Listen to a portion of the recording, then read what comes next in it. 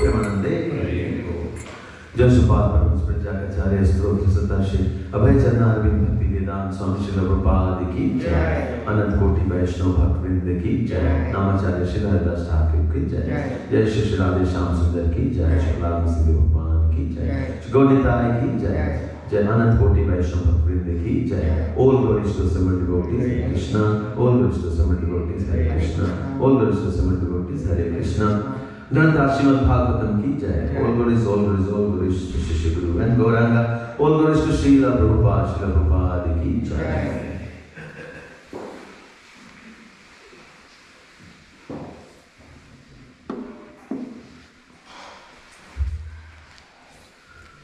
Om Namo Bhagavate Vasudevaya Om Namo Bhagavate Vasudevaya Om Namo Bhagavate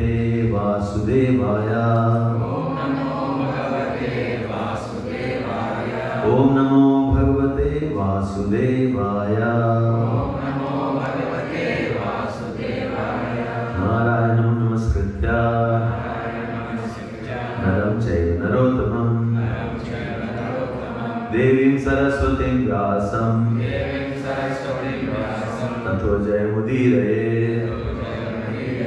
Nashtapraya Sabhadreshu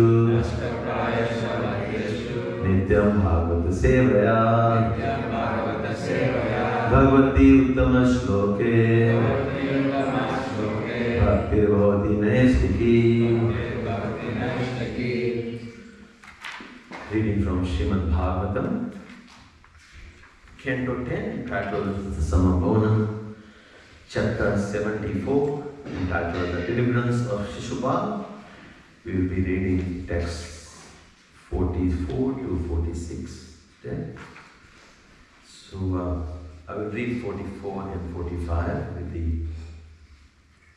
translations, and then we will read 46 here. Shabda kola halor thase. Sorry, I'll read this myself. Shabda kola halor thase. Shishupale hate mahan. Tasyanu yaino bhupa. Dudrupura jitate jivitei sinaha. Translation. When Shishupal was thus killed, a great roar and howl went up from the crowd. Taking advantage of that disturbance, the few kings who were supporters of Shishupal quickly left the assembly out of fear for their lives. Purport. The above translation is taken from Srila Prabhupada's Krishna, the Supreme Personality of Godhead, text number 45. Chaitya Devotitham Jyotir Vasudevam Upavishat Pasyatam Sarvabhutanam Ulke Vabhuvit Khachchayuta. Translation. An effulgent light rose from Shishupal's body, and as everyone watched, entered Lord Krishna, just like a meteor falling from the sky to the earth. Purport.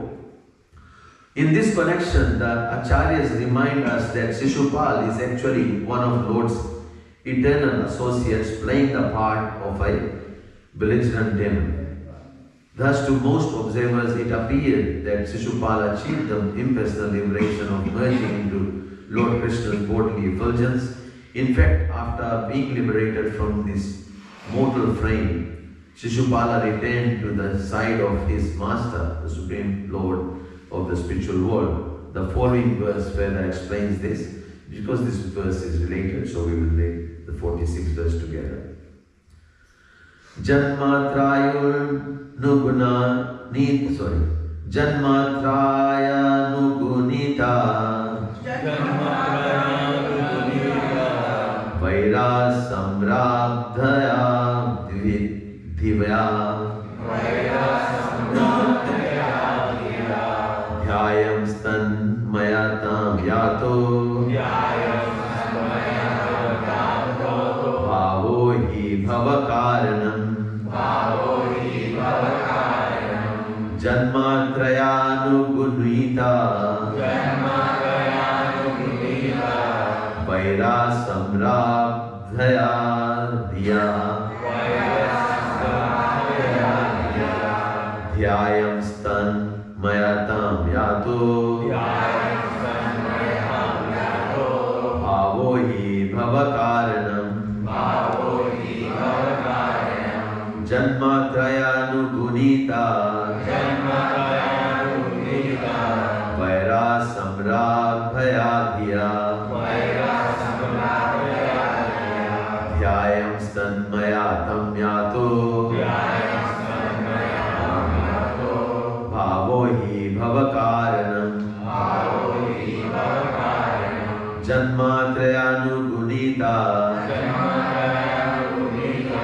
Vaira samradhaya dhiya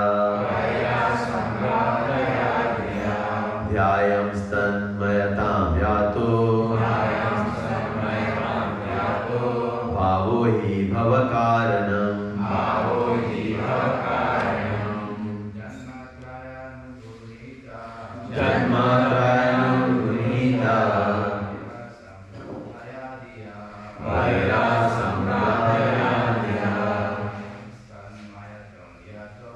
Dhyayam stan mayatam yato Bhavo hi bhavakaranam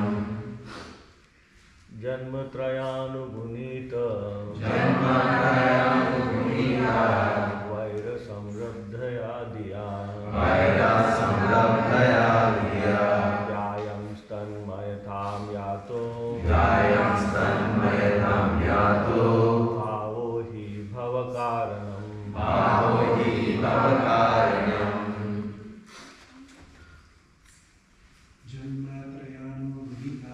Janmatrayanugunita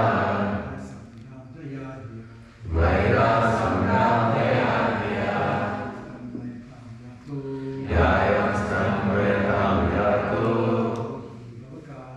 Bhavo hi bhavakaranam Mataji Janmatrayanugunita Vaira samradhaya dhiya Dhyayam stan mayatam yato Bhavo hi bhavakaranam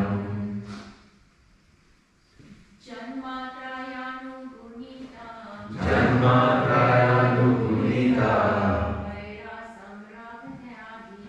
Vaira samradhaya dhiya Dhyayam stan mayatam yato Bhavo hi bhavakaranam Janmatrayanugunita Vaira samradhaya dhiya Dhyayam stan mayatam yato Bhavo hi bhavakaranam Word to word translation, please repeat after me. Janma, births. Raya, tree. Anugunita, extending through. Vaira, by enmity. Samrabdhaya, obsessed. Dhiya, with a mentality. Dhyayan, meditating. Tanmayatam, oneness with him. Yata, attained. Bhava, one's attitude. He, indeed. Bhava, of river. The bhava of river. Karanam, the cause. Translation and purport by His Divine Grace, by the followers of His Divine Grace, Srila Prabhupada, Srila Prabhupada ki jai. Translation: obsessed with hatred of Lord Krishna throughout 3 lifetimes, Sishupala attained the Lord's transcendental nature. Indeed, one's consciousness determines one's future birth. Please repeat after me. Obsessed with hatred of Lord Krishna throughout 3 lifetimes, Shishupal attained the Lord's transcendental nature. Indeed, one's consciousness determines one's future birth. Report.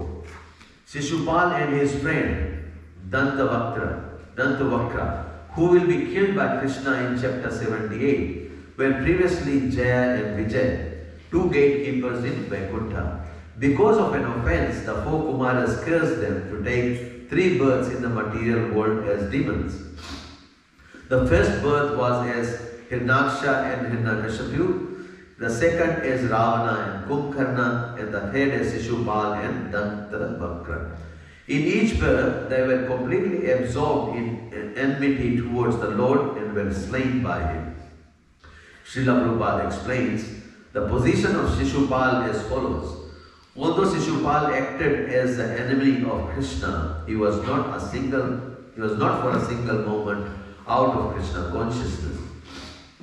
He was always absorbed in thought of Krishna, and thus he got first the salvation of Sayujya Mukti, merging into the existence of the Supreme, and finally became reinstated in his original position of personal service.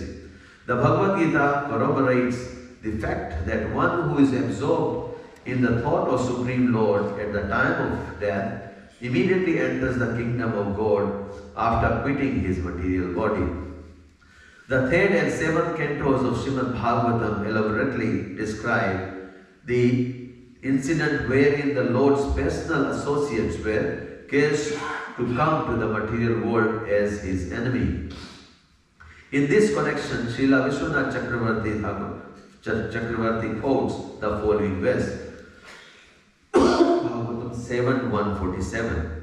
Tairanu trivena dhyane chita satmatam matam nitau punar hare parshvam jagmatur Vishnu parshadau. These 2 associates of Lord Vishnu, Jaya and Vijay, maintained a feeling of enmity for a very long time. Because of always thinking of Krishna in this way, they regained the shelter of the Lord, having returned home back to Godhead. Om Ajnana Timirandasya Jnananjana Shalakaya Chakshurunmilatam Yena Tasmai Shri Guruve Namaha Shri Chaitanya Manobhishtam Sthapitam Yena Bhutale Swayamrupa Kadamayam Dadati Swapadantikam Vandeham Shri Guru Shri Yuta Shri Gurun Vaishnavascha Shri Rupam Sagrajatam Sagana Raghunatham Tam Sajivam Sadhavaitam Savadutam Parijana Setam Krishna Chaitanya Devam Shri Radha Krishna Padan Sagana Lita Shri Vishnatam Vitam Shri Hey Krishna Karuna Sindhu Deenamanthu Jagatpate Gopesh Gopika Kant Radha Kant Namustute Tapta Kanchan Gaurangi Shri Radhe Vrindavaneshwari Prishmanasute Devi Pranamami Hari Priye Vancha Kalparunescha Kripa Sindhu Virvacha Patitanam Pavanebhyo Vaishnavebhyo Namo Namaha Nama Om Vishnupadaya Krishna Prasthaya Bhutale Srimate Bhakti Vedanta Swami Niti Namine Namaste Saraswati Devi Gaurvani Vicharine Nirvishesha Shuddhevadi Pashyata Deshtarine Jai Shri Krishna Chaitanya Prabhu Nityananda Shri Advaita Gadadhar Shivasadi Gaur Bhakvrinda Hare Krishna Krishna Krishna Hare Hare Hare Rama Rama Rama Hare Hare Hare Krishna. Thank you everyone for coming to this morning Srimad Bhagavatam class. Very interesting topic. We are discussing how Shishupal was delivered from this material world by Lord Krishna himself. A bit of background. There is this yajna being performed by the Pandavas, Rajasuya yajna, and that sort of determines or makes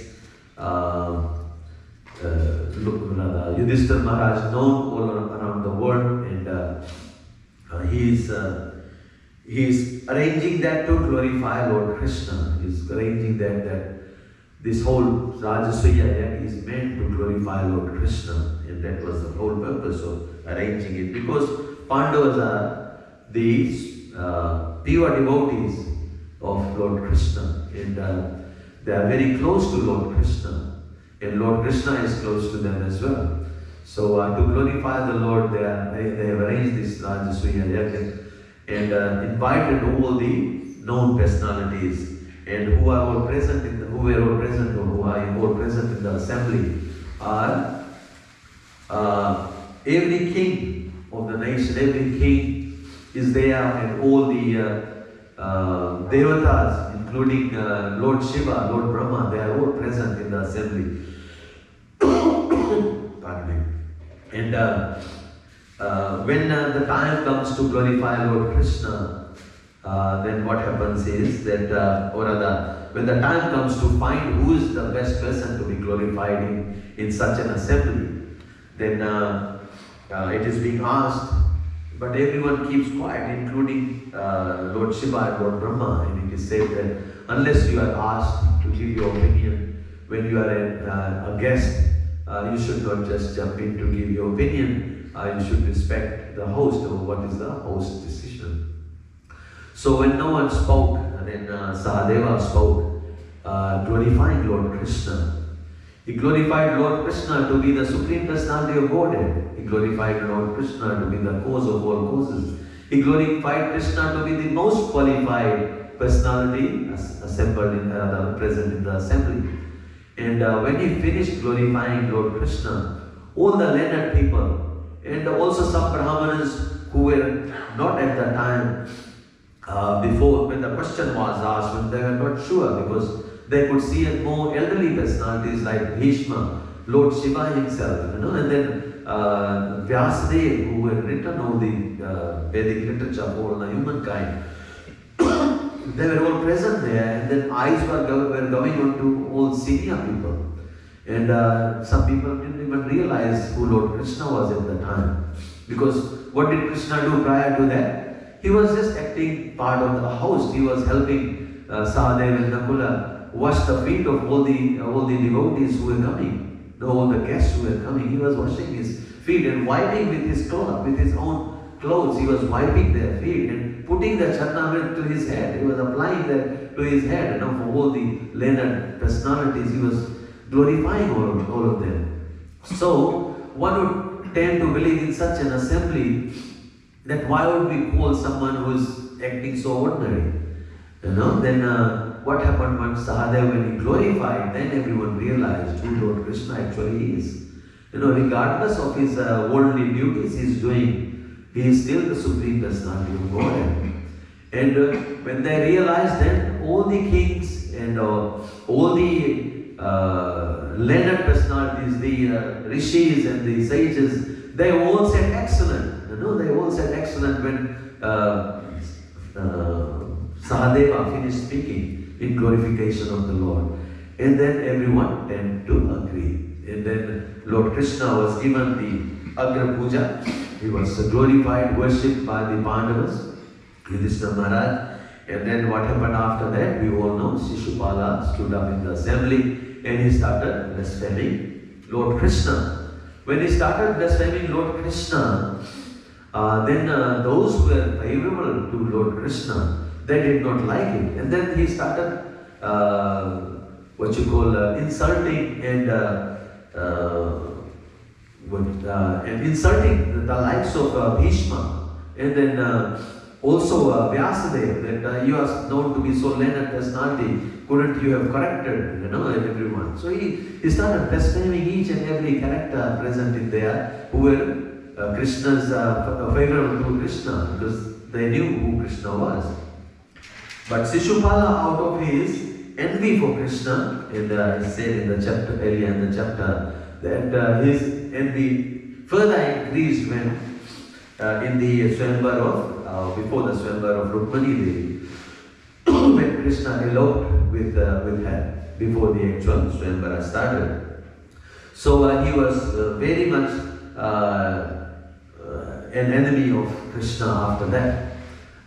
So what happened was, he just started blaspheming Krishna and all the others. So what did I did say here earlier in the verse 42, 43, I believe, that listening to the insults of devotees. That's one of the main points we should be applying in our lives. That when a devotee of the Lord is being blasphemed in front of you, or even Lord is being blasphemed in front of you, what should a devotee do? There are three things which is given in the Shastras that what a devotee should be doing. First one is that you should penalize such an individual by cutting their tongue. By cutting their tongue. That is how bad it is. That's how serious matter it is. That if someone is blaspheming the Lord or his devotees. And the second one is that if you are knowledgeable enough, and if the guy, the person who's insulting has got the mental capacity to listen to your advice, then you should argue with him and you win over him. You argue with him and win over him and make your point clear to him. That's the second option. And if he's not in a mental state to listen, then and you are not in a position to cut off his tongue, then what you should do is immediately leave the assembly. Immediately leave the assembly. Because once you are in the assembly and you are listening to blaspheming of the Lord and blaspheming of his devotees, then it is said it is said in one of the verses here in Srimad Bhagavatam that you lose all your, that's in 7th canto, that you lose all your pious activities as well. Forget about the devotional service you have done for the Lord. In addition to the devotional service you have done to the Lord, you also lose all your pious activity, even going down to the level of karmic reactions. Whatever pious activities you have accumulated over many lifetimes, that's all nullified. It's all nullified, and then what happens is that you become like no one. You are not even a devotee of the Lord if you are tolerating such happening. So that is coming from one of the important verses. That's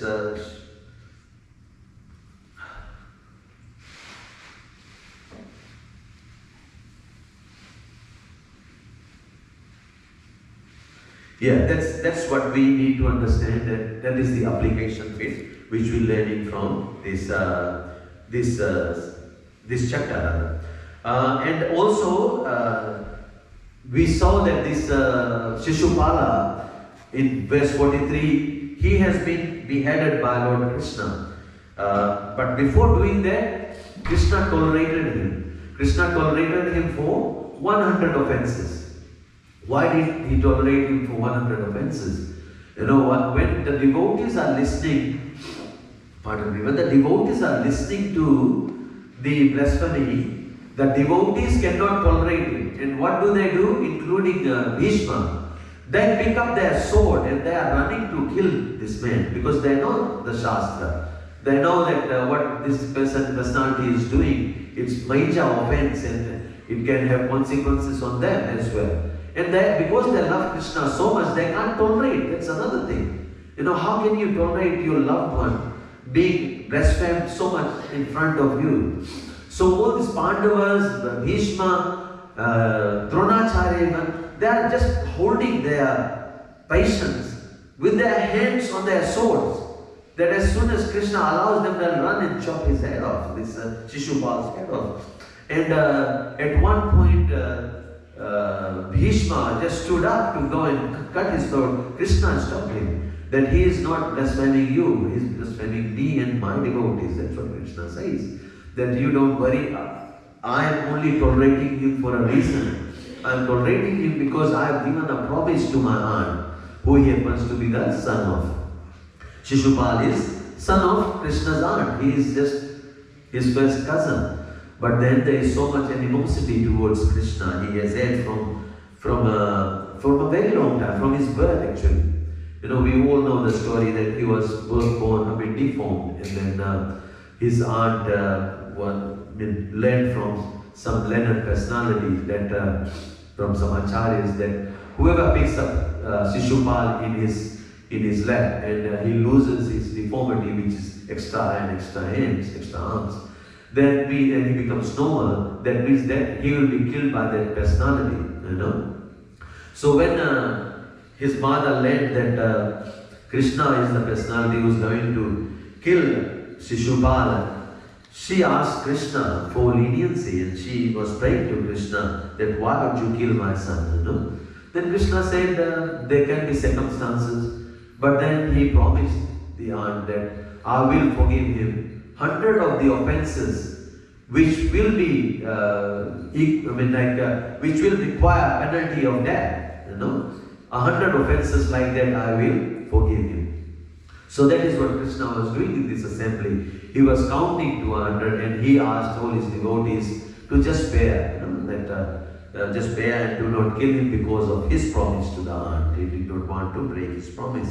So when his head was cut off, because he wanted to spoil, the main reason he said here in earlier verses is that the main reason he decided to blaspheme Krishna after the actual Agra Puja was that he wanted to spoil the yajna of Yudhishthira Maharaj. For two reasons, because Yudhishthira Maharaj also was very favorable to Krishna, and he also knew Krishna would be glorified in this assembly, because he knew who Krishna was actually. Although, you know, he was blaspheming Krishna, he knew who Krishna was, but he was acting ignorant all this time. You know, Shishupala, when all these verses, all the words of the scriptures, all the verses which we read, when our acharyas translated, they translated it in such a way that while it sounds to be unfavorable towards Krishna, all the words which he is speaking, some way or the other are also favorable in glorifying him.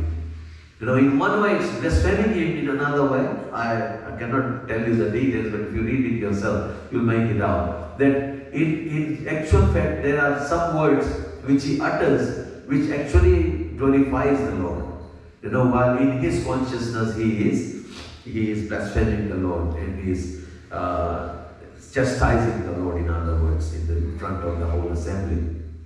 So Shishupal, when he is killed, just because Krishna does not want to spoil the yajna bhumi, the place where yajna has happened, he sends his chakra, isn't it, the Sudarshan chakra, to cut his neck. And it so happens that not even a drop of blood spills on the floor. That's to keep the purity of the sacrifice. So that is what Krishna is only good at, no one else. If anyone else had killed him with the sword, then definitely the yajna bhumi would have been contaminated, and of course the fruit of the yajna, you know, would have been questionable. So Krishna controls everything, isn't it? In other words, he is the recipient of the yajna, and also protector of the yajna. You know, Krishna, while he is the recipient, he is also the protector. Now, without him, we as human beings, we are good for nothing, isn't it? We can't do anything to please Krishna. Actually, we are being the fallen souls of this Kali Yuga. We are fallen souls of Kali Yuga. In other yugas, we know that human beings were so much capable of glorifying Lord. They used to live hundreds of thousands of years. Even demons, for that matter, they were glorifying the Lord for hundreds and thousands of years. Just sitting in or standing in one pose, they could do that. But we are beings of this Kali Yuga. Our lives are so short, not even 100 years, and also the capacity for us to do such things is very, very limited. And topmost is that we are fallen souls. Even we don't have that level of intelligence as well. We should thank our acharyas, Prabhupada, and the predecessors, that they have given us everything on a silver plate. And and all we have to do is just read and take advantage. What Prabhupada went through to write all these books, how many different translations he had to read, and compile all this for us, his purports. We should be thankful of Prabhupada, and the only way to be thankful to Prabhupada is to read all this. So talking about Shishupal, when he was killed, and everybody witnessed that what happened, that a light from his deceased body went from his body and entered Krishna's body. And also the ordinary devotee would think that that is a Sahujya Mukti, that one merges with the Lord. That is, but while that happened in this material world, Krishna was just the means for the Jiva to go back to Vaikuntha. Because Krishna is everything. Krishna is also Vaikuntha. Krishna is everything. Krishna is also this material world. Everything emanates in Krishna's body, as we know. Right? So he just entered. It wasn't Sahujya Mukti, and I'll just sort of share to everyone. There are 5 kinds of muktis, and Salokya means that when we die, we go and join the Lord. Whoever is the Lord of our devotion, in any form of Vishnu, because we know that in Vaikuntha Lok there are innumerable planets, just like in this material world, innumerable planets, and in the head of each planet is every expansion of the Lord. There is Saket Lok where Lord Ram resides, and those who have been praying to Lord Ram and asking for Ram Raj, that I live in such a place where it's Ram Raj. And then that sort of personality at the time of death, they enter Saket Lok. When they leave this world and they enter Vaikuntha, of course you have to be qualified to enter Vaikuntha Lok. So if you have done that much of devotion to the Lordship and nullified all your karmic reactions and found devotion to Lord Rama, then you'll enter that loka, and then you'll enjoy for eternity. You'll enjoy Ram Raja. That's what everyone wants, for that matter. Majority of Hinduism is sort of towards Ramayana, isn't it? Everyone, if you talk state by state, a lot of people are from different states, including our country, Fiji. People. Their main scripture for reading is Ramayana, and most of them you'd find to be as Hanuman bhaktas, because Hanuman is going to take them to Lord Ram eventually. That is the thought, and that is the feeling. And he's also protect our devotees as well, Hanuman on behalf of Lord Ram. So we have seen that many bhaktas or many devotees of the Lord, even in India, they pray to Lord Hanumanji. Hanumanji is known to protect his devotees and show them the way. And similarly, there are a lot of devotees who pray to Lord Shiva, and then when Lord Shiva is pleased, then he directs them to Vishnu, isn't it? Then he directs them to Krishna. And so Salokya, you live in the same. So there are other loks in the Vaikuntha planets. Those who even pray to Lord Shiva as the supreme personality of Godhead, with bhakti, not with other material desires. So they go into Vaikuntha Lok, and Sadashiv resides in one of the planets as well. So, but there are hierarchies there as well, like here. We have flown 14 planetary systems right up to Brahmaloka. Similarly, it's there, but anyone can go anywhere. It is said there that once you are qualified to be a resident of Vaikuntha, then if you have asked, whatever you have asked for, that is what you are going to get. If you have asked for Lord Ramchandra's lotus feet, that is what you are going to get. But the most, as we say, as it's written in the scriptures, the most elevated is Goloka Vrindavan, isn't it? That's why we all are here, because our acharyas have given us the path to go back home, back to Godhead, right to the topmost lok of Lord Krishna. And because there are reasons, there are different ways to glorify Lord, different ways of devotional service to the Lord, different types of bhakti. And this type of bhakti, as we know, there are 9 processes of bhakti. And then when we go to this, when we are fully purified, then only we get qualified to enter Krishna's lok, Golok Vrindavan. Okay, so the first one is Salokya, and then Sayujya, which means people who want to merge into the Lord. That is what is said here about Shishupal, Sayujya. And then Samipya, which means that you will be pleased, you'll be close to the Lord. Be close to the Lord, serving Him. Like Arjuna. Arjuna is always serving. And also, that is what we all aspire for, even in Vaikuntha planet when we go to Golo. We want to stay close to Krishna because we want to serve Krishna, isn't it? Bhakti means to serve. Our Acharya said devotional service means bhakti, and bhakti means to serve. We would have like lot of devotees, lot of people out there who can't even translate what is the meaning of bhakti in other language, because it's very hard. Before I came into Krishna consciousness, I knew bhakti, that we should love Lord. But devotional service, to serve Lord, I thought that it was just some sort of feeling to remain close to the Lord.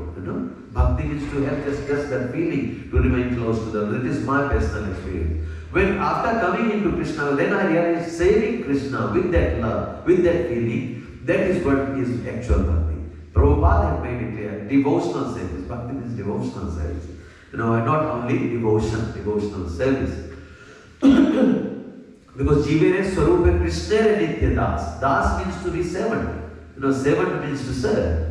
So there is no two way that yes, we are your servant, but I only do what I want to do, when I want to do it. But if we are feeling towards Krishna, just like the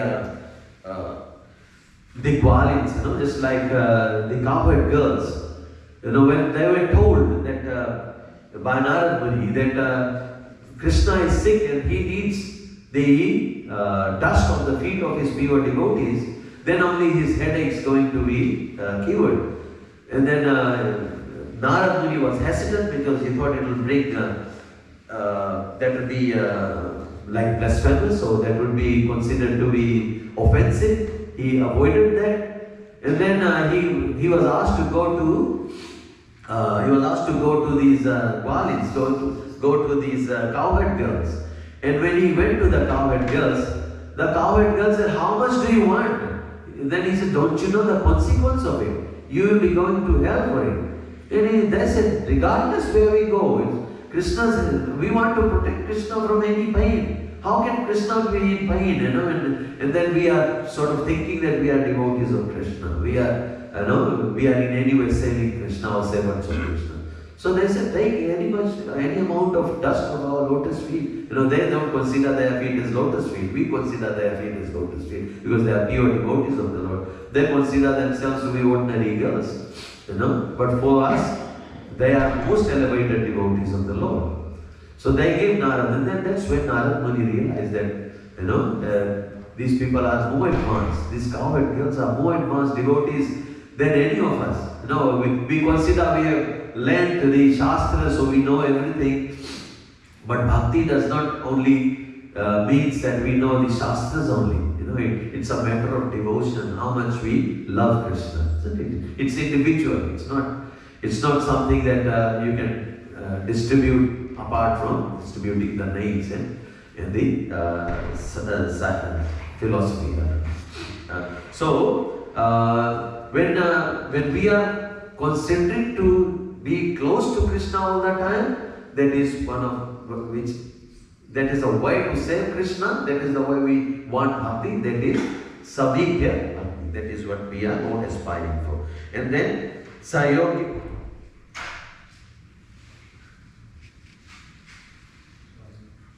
Sayogya, similar form as Krishna. So we want the form to be like Krishna or to Vishnu. We all know that Lord Krishna resides in all of us in his four-headed forms, right? That is Bhagavan Paramatma, in the form is Paramatma. But when it said that when you become devotee of Krishna, then that form changes from Vishnu like Rupa, from four-headed forms to Krishna form. Those who are Krishna's devotee, the Paramatma form changes. Once a personality, an individual becomes a pure devotee of Krishna, then Krishna, that form changes to Krishna. Then Krishna starts looking after you at every moment of your life. Krishna starts protecting you at every moment of your life. There is no difference between Krishna and Vishnu. But then if you are very close to Krishna, Krishna promises that He is always with you, isn't it? Krishna promises that He is always there with His bhaktas and looking after them. And the last one is Saraswati, which means possessing opulence, same as the Lord. Like Bali Maharaj is given the example. He wanted to reign over all the three worlds. He wanted to reign over all the three worlds. And when he got purified by the Lord, when he got Lord's lotus feet on his head, then he, apart from bhakti, did not want anything. But then because he was aspiring to get there, the king of the three worlds, then Krishna gave him a whole lok to be the king of. And Krishna, in the form of Vamandev, he is the Doakiva of Bali Maharaj. That is how God gave him this bhakti, the fruit of his bhakti. Because he had surrendered to Krishna, then he becomes the Doakiva of Bali Maharaj. We all know that the bhaktas of Krishna gives them such fruit of devotion that one does not even ask for, isn't it?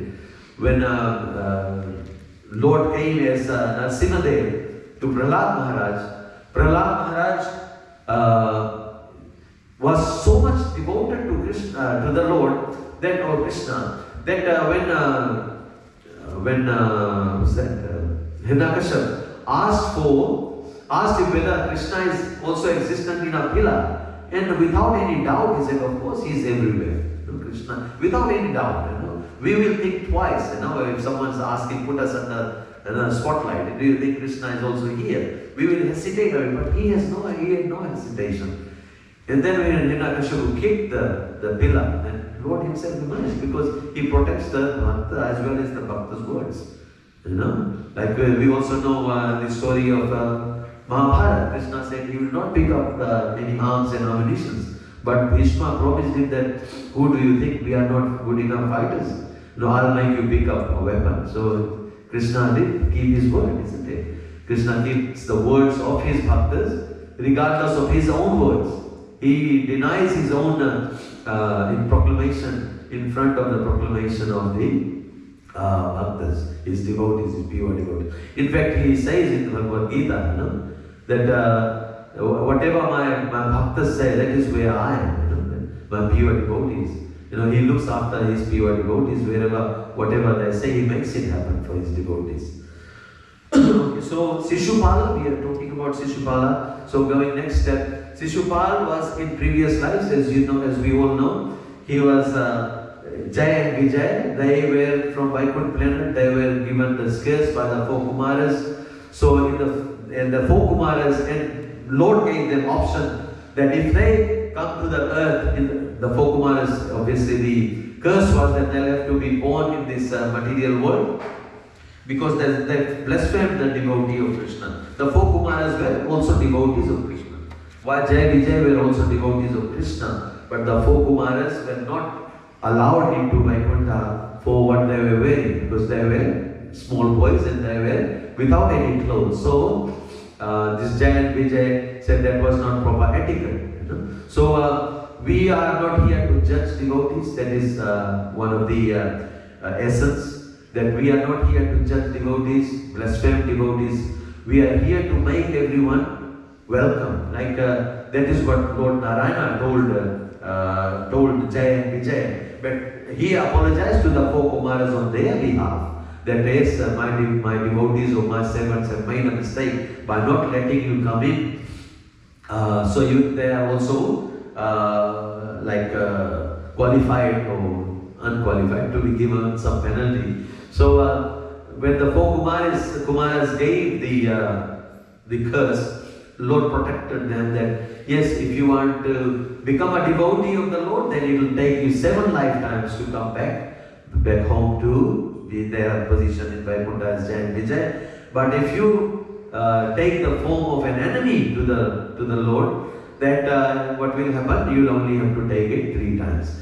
And so the first time was Hiranyakashipu and Hiranyakashipu in the Satyuga.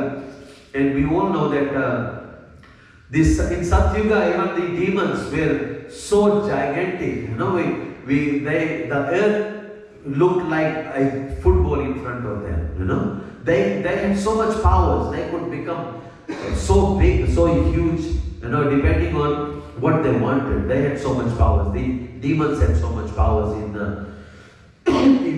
Satyuga as well. So in Treta, as we know, Hanumanji was asked to go to Sri Lanka. Then he was reminded that he can become as big as he wants, and as small as he wants by Jaman. Jaman knew about Lord Hanuman. So when Hanumanji realized that he could jump from one land to the other land, which means from India to Sri Lanka, isn't it? He could do that.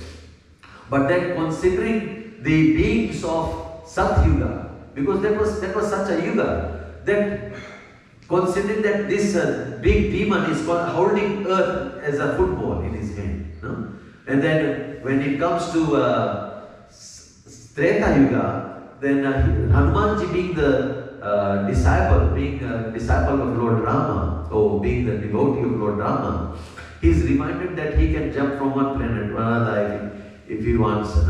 So just picturing that, if we just try to take that the actual strength of beings were so different in different yugas. And then coming to Kali Yuga, we all know how strong we are, and what we are capable of doing. So that was Hiranyakashipu and Hiranyakashipu. And then in Treta Yuga, there were Ravana and Kumbhkarna. Ravana was also very inimical towards Lord Ram, because he was also initially he was beaten in wars by bhaktas like King Bali, who was Sugriva's brother, and so forth. So he knew that he wasn't the strongest person around. But then he was trying to become the strongest person, and he could even please Lord Shiva, his Aradhya Lord, by showing his valiance. Then Lord Shiva said, "What do you want?" And he said, "I want Sri Lanka." That's how Ravana got Sri Lanka from Lord Shiva. And then in Treta Yuga, Dwapar Yuga, they came as Shishupal and Dantavakta. So we'll be learning more about Dantavakta as we go along in chapter 78. But Shishupal was also one of the Jaya brothers. And Shishupal, now that he is relieved from his material body, he goes back home, back to Krishna. It goes back home as the doorkeepers of the Lord in Vaikuntha planet, to Lord Vishnu. Okay, let me just double check if I missed anything.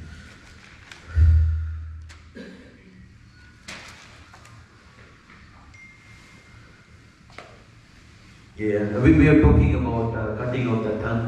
Just another point I'd like to make before we end. Tongue is, we need to engage in Krishna's service. If we don't engage tongue in Krishna's service, then it will do all sorts of nuisance. That's what I had in the class which I was listening to yesterday. Tongue is something which causes us to cleanse our heart, as well as it is the road to a lot of other anarthas. Why do people eat meat and kill other beings? Because of the tongue, isn't it? Because of the taste, the sense of taste.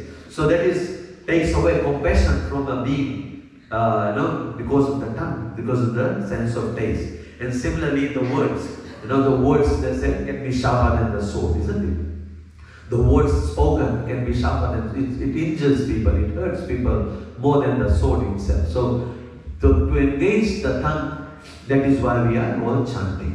That's why we are all chanting. So as many senses we engage in Krishna's service, so much purified we get. Okay, so much purified we get. Okay, so I'll conclude the class here. There's lots to say, but it's always time constraints. If there is anyone who's got any questions, or please also feel free to correct me, because I'm also learning in the process. Hare Krishna Prabhu. Can you hear me? I can hear you. Just one, it was a fantastic class. Hare I Krishna. enjoyed it. Lots of energy. One important, I think, really, I suppose it's a correction, I guess, more like an elaboration, probably a better way to put it. Sure. So, there's 5 types of mukti as such. The ones the devotees definitely do not is merging into the impersonal effulgence of the Brahman. That's right. And the other 4 types, actually, Prabhupada in this text says we don't want any of these things in Canto Absolutely. 5, chapter The 6, book. verse 18. Yeah. So because the devotee will get those things anyway. So in Adi Lila, Lord Chaitanya explains that what you really want is direct service. That should be your first aim. But when you either get to prema, you're not going to ask for anything. So actually, above direct service, none of these muktis is direct service. And above direct service is in Madhya chapter 13, verse 180. You want to be a servant of a servant of a servant. Absolutely. Yeah. So, and when you're a servant of a servant of a servant, you will get direct service, and you also get all forms of liberation, barring merging into the personal Brahma. So I hope that kind of clarifies that. Perfect point, Prabhu. Yeah, thank you. Yeah. No, that's a correction. Yeah, absolutely. I agree with you there. Yeah, a bhakta does not want mukti. Absolutely right. That's what Prabhupada says. Thank you. Yeah, anybody else? Anybody has any questions? Hare Krishna. I have a question for you. Hare Krishna. You said the point about you shouldn't blast, like you shouldn't say anything bad about devotees. But what about a non-devotee? Suppose like I work and I sometimes chant while working, and some of the people come up and they say something bad, like, oh, there's a voodoo girl, or oh, there's Krishna's again. Like they always say something about me, always. So I can't cut that down like that.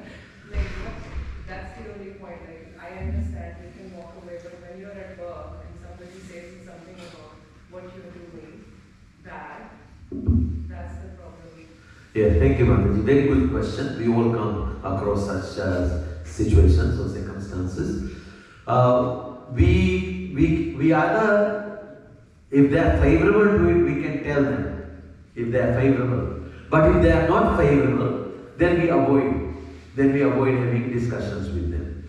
You know, we become one step ahead of them. We avoid such association, this thing. But if they are favorable, then we can explain to them what we are doing and what this is meant to be. It's not voodoo.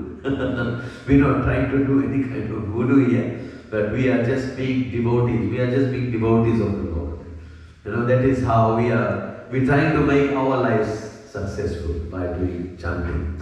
But here, if someone is not favorable, as we go along in the streets chanting and Harinam, we find all sorts of people, isn't it? We experience all. Some of them, I was watching a class yesterday, and someone was saying that a person entered Govinda's restaurant with the chicken or something, and then he was trying to force everyone to eat chicken, you know. Someone was saying in that class. And then what do you do in such circumstances? You know, we are actually supposed to be feeling pity on those kind of jivas, you know. We're supposed to be compassionate towards every individual. The idea is that everybody is a fallen soul, including us. We are all fallen souls. But to give that realization that we all are fallen souls, that is a big effort. You know, it's very hard to convince a lot of people. What do you mean I'm fallen? That kind of response comes from people generally. You know? So yeah, we all know we are fallen, but the realization is not there. So we need to be compassionate towards such individuals. And we also need to, if they are like hostile towards us, we try to avoid such association. We try to avoid that as far as possible. Anybody else can add to that? Some people doing Harinam, doing you have more practical experience as well. Okay. Any other questions? All good? Thank you everyone. Tantra Ashram Bhagavatam ki jai. Srila Prabhupada ki jai.